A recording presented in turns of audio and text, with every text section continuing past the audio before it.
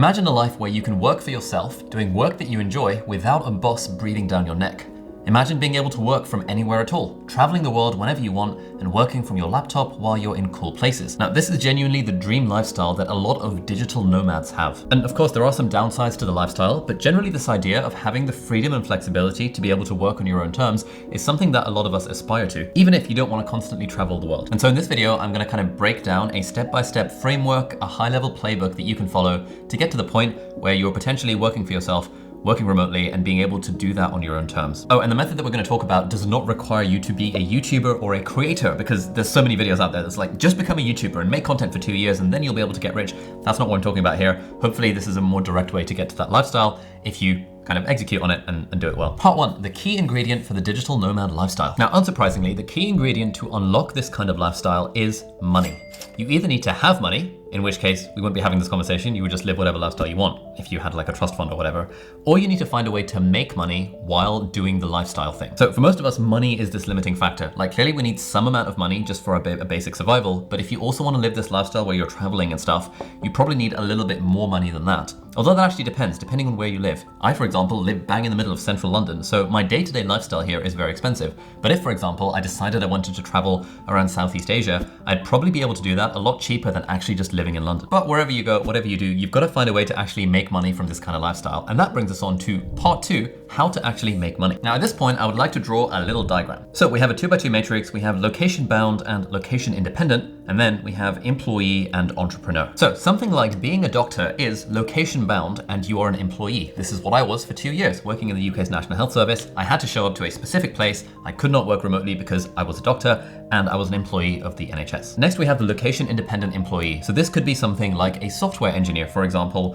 where you've got a remote job. So you're an employee, but you can actually work from anywhere. And this is actually a very reasonable place to get to. More on that in just a sec. Next, we have location bound entrepreneur. And by entrepreneur, I mean like self-employed, or you've got your own company, or you're a freelancer or whatever. And so a plumber might be someone who is a location bound entrepreneur. They can't really do their services remotely, so they are location bound, but they're working for themselves. They've got their own little thing. They're self-employed, they're an entrepreneur, whatever that looks like. And then in quadrant number 4, we've got the location independent entrepreneur. So this might be something like a freelance web designer, or a freelance video editor, or a freelance copywriter, or writer, or coder, or anything along those lines where you're working for yourself, but you're also location independent. So if you want this kind of lifestyle, clearly you need to be in this location independent box. It is very, very, very hard to work remotely as a doctor.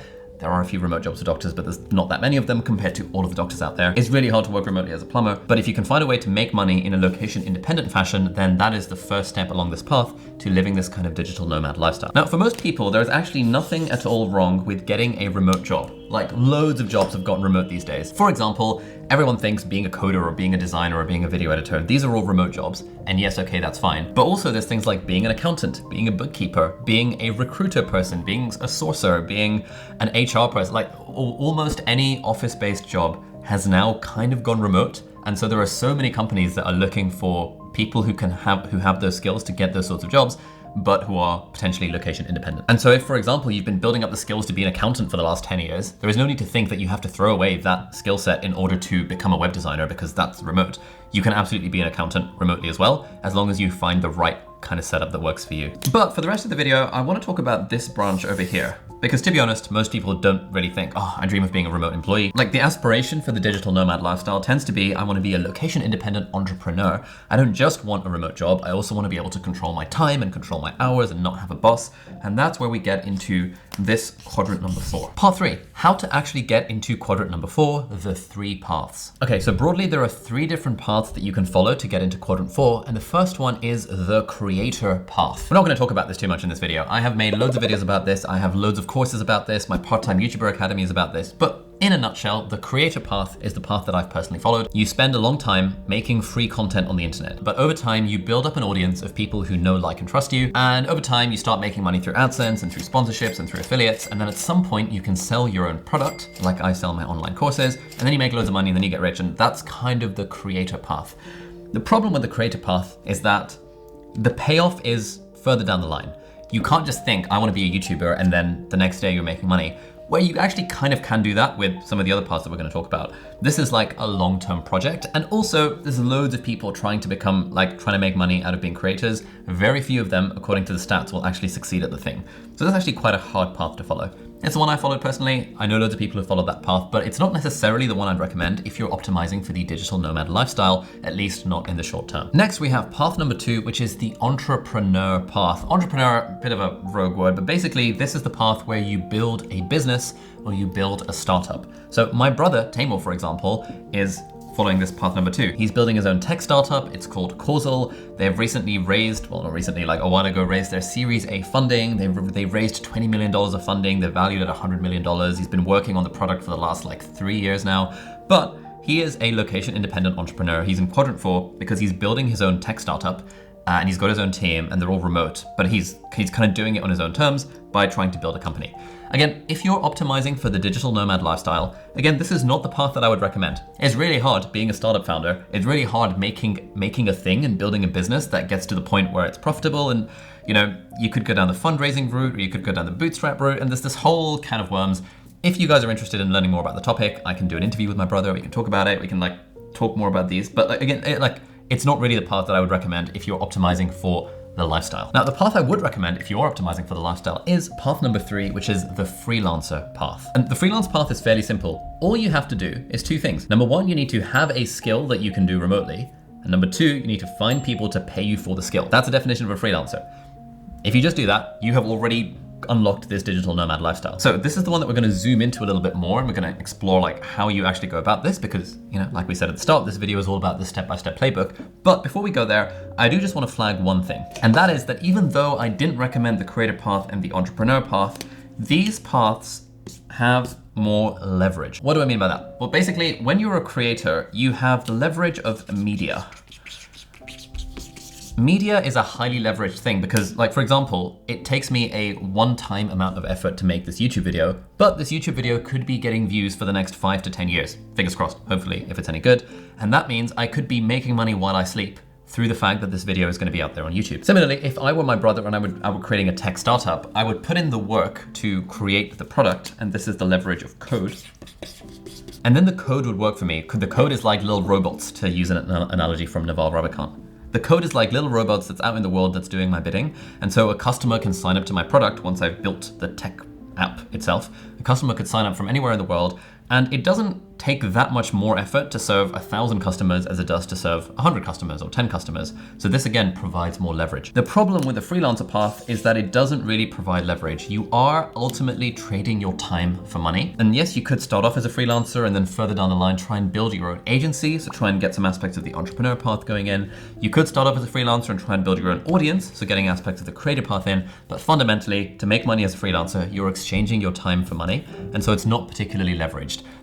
To serve 10 times as many clients, you generally have to put in a lot more work compared to the creator or the entrepreneur. But that's fine. That's kind of the trade-off that we're going with, because the freelancer path gets us to being profitable fairly quickly compared to the creator path and compared to the entrepreneur path. Part 4, the remote freelancer path. All right, so in the path of the remote freelancer, how do we actually make money? Well, like I said, there's basically just 2 things that we need. You need to have a skill that you can do remotely, and you need to have clients who are willing to pay you for the skill. You combine those things and then you make money. It's like a magical equation that, to be honest, this is how commerce and services and stuff have been working since the dawn of time. It's just that it's easy to forget that in today's laptop world. So step 1 for that is clearly you need to have some kind of skill and some kind of thing that people will pay for, because ultimately money is just an exchange of value. I say this every time I make one of these videos, money is just an exchange of value. You have to be able to provide value to people who are willing to see that value and pay for it for you to actually make money. Now, there is an absolutely huge list of skills that you could potentially learn. If you go on any of these freelance websites, you will see there are hundreds, if not thousands, of potential skills that people are out there paying for.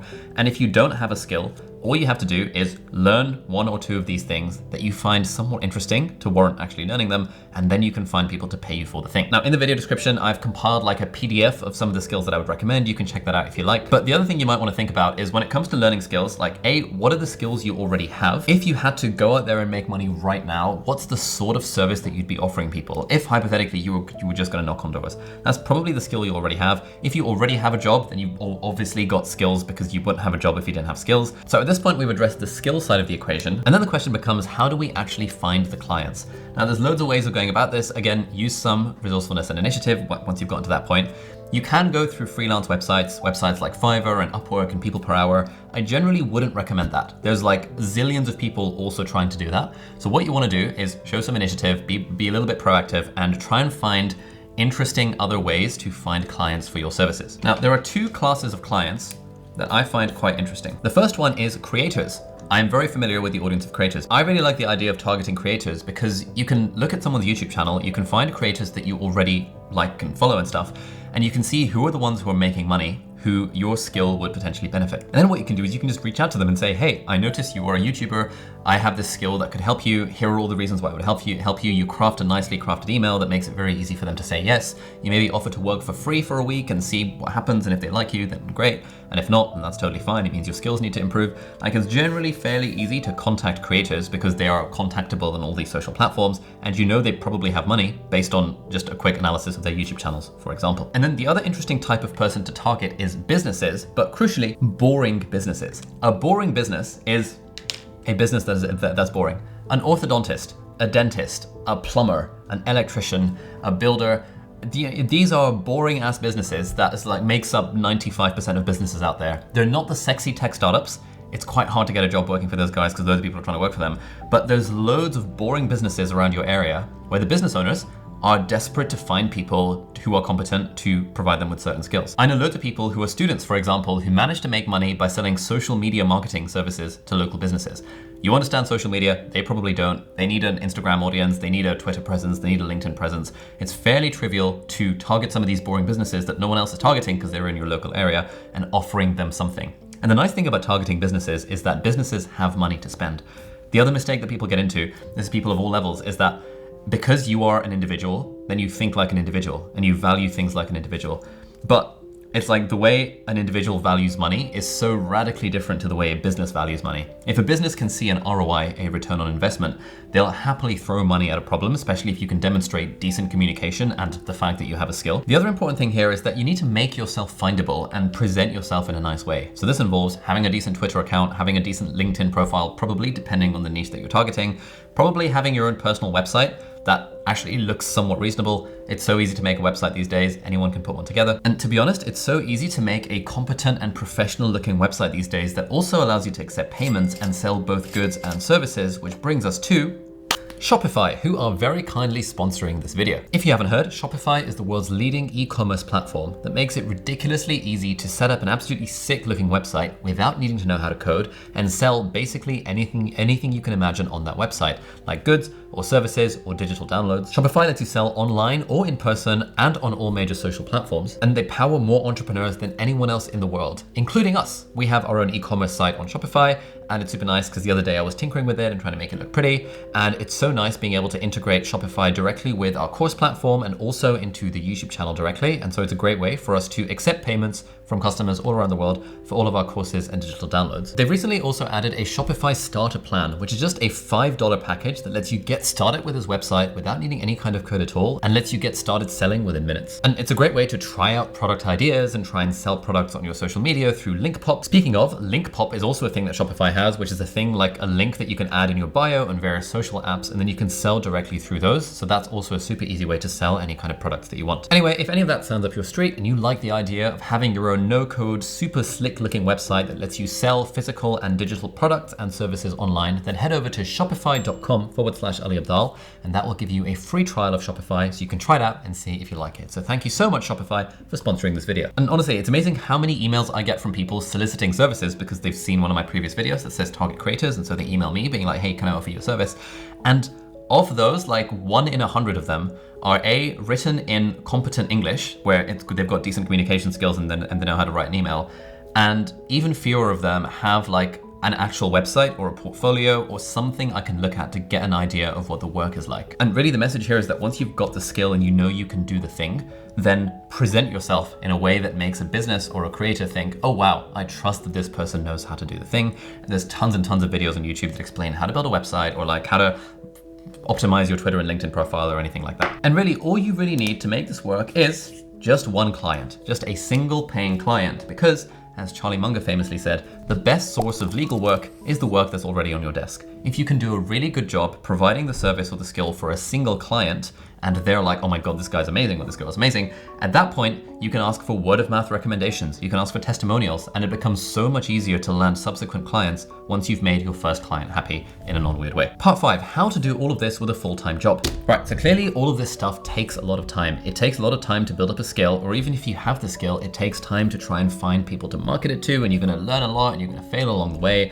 And it's a really valuable thing to do, but it definitely takes a lot of time. And it can be hard to make the time for it or to have the energy for it if, for example, you have a full-time job, or if, for example, you're a full-time student. Actually, if you're a student, you probably have loads of spare time. So I'm gonna mostly talk to people with actual jobs, because if you have an actual job, my advice would be don't quit your job just yet. It's very sexy, you know, everyone talks about like, oh, quit your job and follow your passion, all that crap. Like, it's really, really, really hard to quit your job and then find a way to make money. Like, that just is never gonna work. What I prefer to do, because I'm fairly risk averse, is kind of overlap things, where you've got your job and then in the evenings and weekends, you're doing the side hustling to figure out how you can land your first client or your first 2 or 3 clients. I met a doctor the other day. She's been working in medicine for 14 years and she's become a coach recently, and she's continuing to work in medicine, but now she's got like 3 paying clients, and so she's gonna kind of dial down on the medicine stuff and dial up on the paid client stuff. Whatever that might look like for you, it's probably not advisable to quit your day job until you know you can fund yourself through the side hustle. And then that begs the question, how do you actually do this stuff with a full-time job? Like, especially if you have kids. I don't have kids. It's very easy for me to say, hey, just on the evenings and weekends, just like hustle and do your thing. And that's kind of how I did it while I had a full-time job for like 3 years while building up the YouTube channel. But if you have kids, it's a lot harder. Like, you have so many more demands on your time than I do. And there's no getting around the fact that this is not an easy path. It does require you to be able to manage your time and your energy appropriately. And if you're interested in learning more about how to manage your time such that you have the time and energy to do this sort of stuff on the side, if you like, you can check out that video over there, which is a video on my top time management tips to be more productive and be able to do this stuff in the evening. So thank you so much for watching. I hope you enjoyed this video, and I'll see you hopefully in the next one. Bye-bye.